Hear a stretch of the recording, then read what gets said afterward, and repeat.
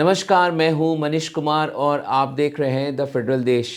क्या भारत के 250 billion dollar के सॉफ्टवेयर इंडस्ट्री पर संकट के बादल मंडरा रहे हैं? ये सवाल इसलिए पैदा हो रहा क्योंकि पिछले 8 सेशन से भारतीय शेयर बाजार में लिस्टेड आईटी स्टॉक्स में कोहराम मचा हुआ है।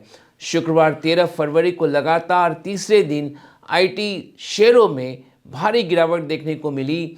निफ्टी आईटी इंडेक्स में 5% की गिरावट आ गई। 12 फरवरी को भी आईटी शेयरों के जो इंडेक्स हैं उसमें गिरावट देखने को मिली थी क्योंकि आईटी स्टॉक्स गिरकर कारोबार कर रहे थे। 2026 में आईटी शेयरों के इंडेक्स में अब तक 20% तक की गिरावट आ चुकी है। बीएसई और एनएसई पर लिस्टेड आईटी स्टॉक्स भर कर गिर रहे हैं।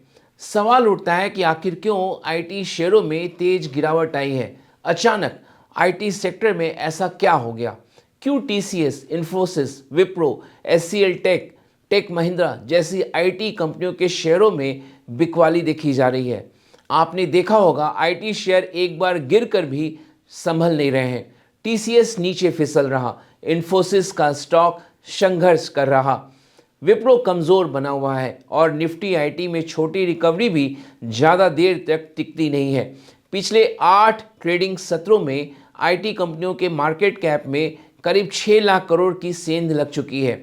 भारी गिरावट के दौरान इन्फोसिस 21%, टीसीएस 19%, एचसीएल 17%, जबकि विप्रो और टेक महिंद्रा 13% तक गिर चुका है। टीसीएस का स्टॉक अगस्त 2024 में बने ऑल टाइम हाई से 44% नीचे आ चुका है, जिसके चलते टीसीएस का मार्केट कैप 10 लाख करोड़ रुपए से नीचे आ चुका है।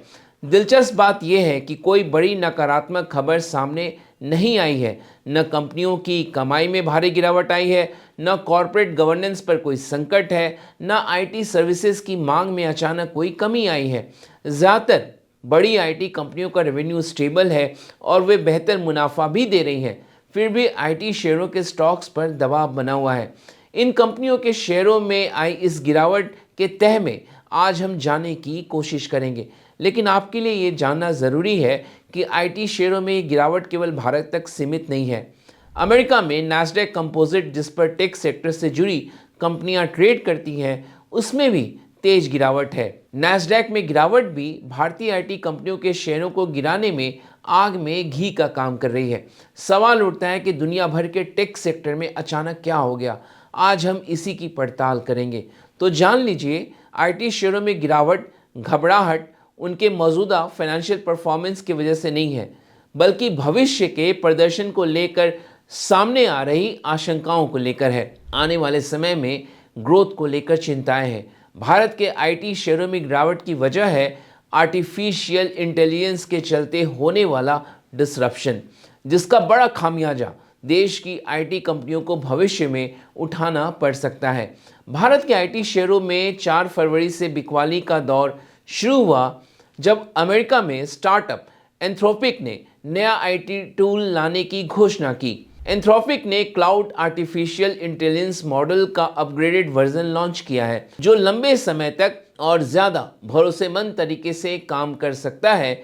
इसमें कोडिंग और फाइनेंस से जुड़े कामों में भी सुधार देखा गया है।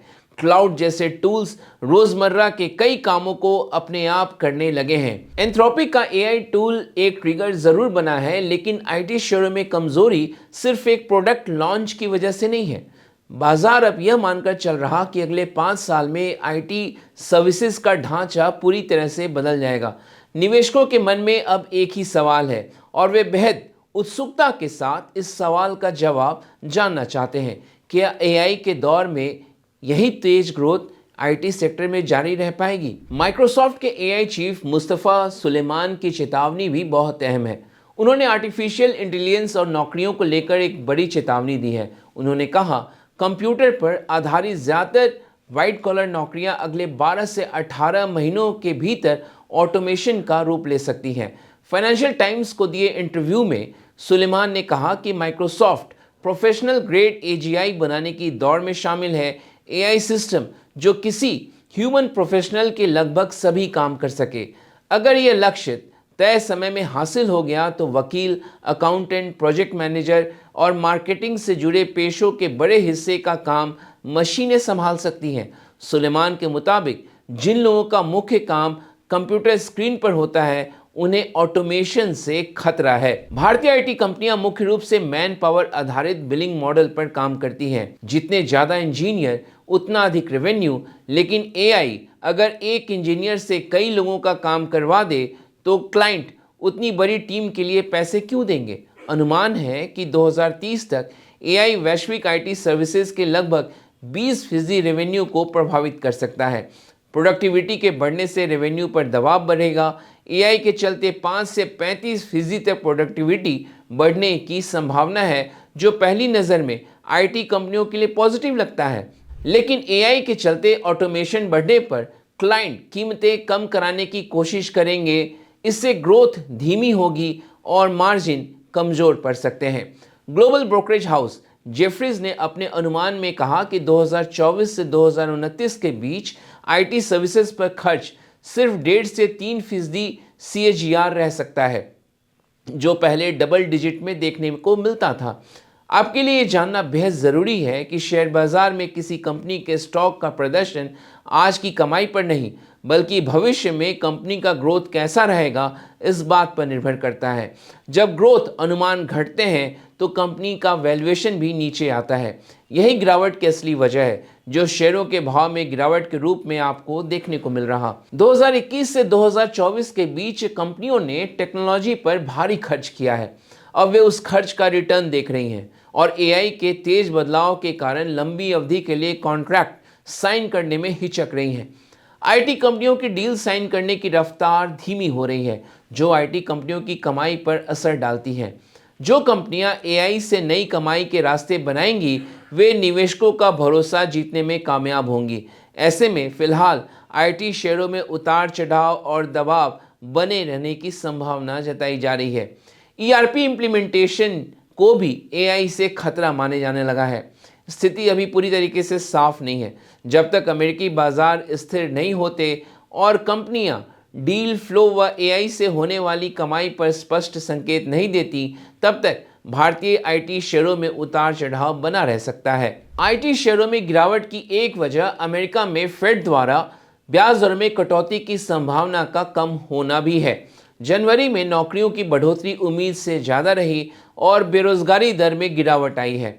इससे फेडरल रिजर्व के पास कुछ समय तक ब्याज दरें स्टेबल रखना अब लगता है नज़र आ रहा है। इसका असर आईटी कंपनियों के शेयरों पर पड़ा, क्योंकि उनकी कमाई का बड़ा हिस्सा दुनिया की सबसे बड़ी अर्थव्यवस्था यानी अमेरिका से ही आता है।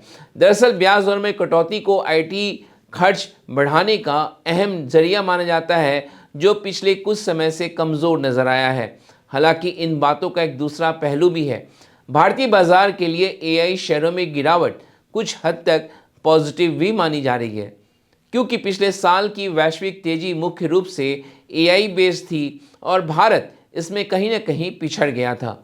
एआई कंपनी एंथ्रोपिक से जुड़े झटके का आईटी सेक्टर पर पूरा असर अभी साफ नहीं हुआ है।